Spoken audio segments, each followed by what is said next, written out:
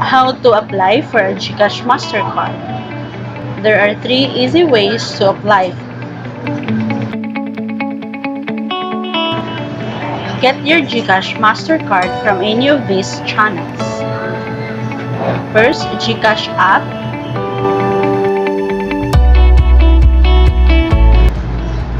Gcash Online Mastercard order.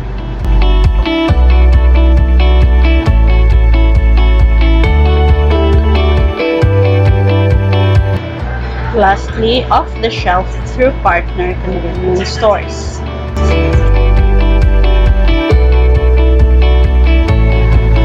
Applying for Gcash Mastercard via the Gcash app.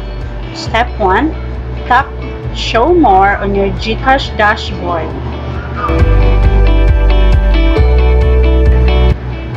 Step 2. Tap Cash Out under Fund Management.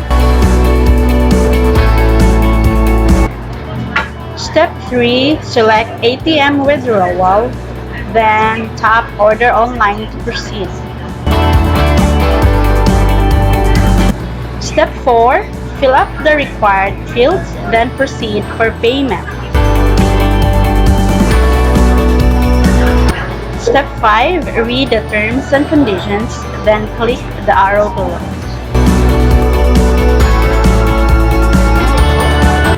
Step 6. Double-check if your details are correct, then click Submit Verification Details. A few moments later. Take a screenshot of your order number. You will be needed this later. Next is applying Gcash Mastercard online if you don't have a Gcash app. Step 1, go or visit this link. Then this is the website. Read the instructions and follow instructions. Fill out the needed information correctly. Just scroll down. Step 2, click the tick box if you have agreed on the terms and conditions of Gcash. Then tap Next.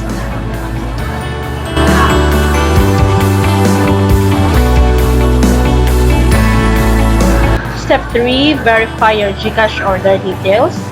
Then tap the Submit Verification Details.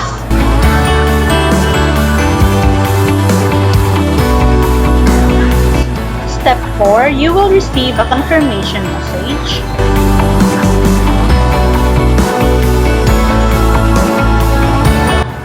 Next is paying your Gcash Mastercard order.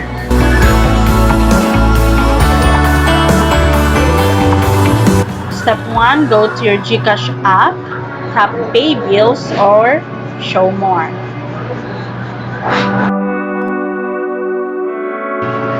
Step 2, tap Payment Solutions, then select Gcash Mastercard.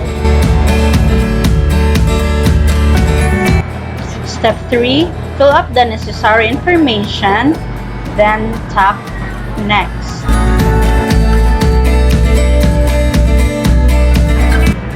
Take note, you must pay an amount of 215, 150 for the card, and 65 pesos for delivery fee. Then to proceed with your order. Step 4, you will then get a confirmation through text along with your reference number. Once paid, you can expect to receive your card within 10 days upon confirmation of your payment.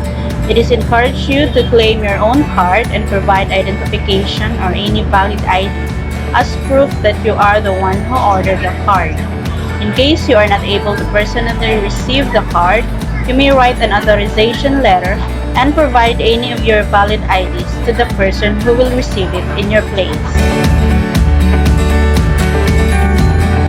If you do not receive it within 10 days, let them know and submit a ticket. They will immediately check the status.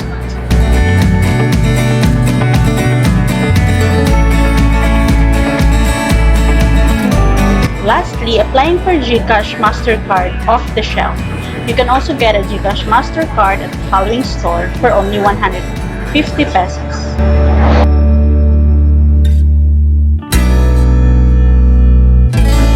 So for those who have Gcash accounts, you can have your Gcash Mastercard today and you can withdraw up to 10,000 for 18 pesos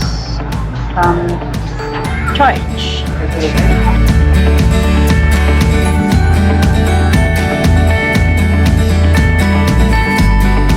Thanks for watching.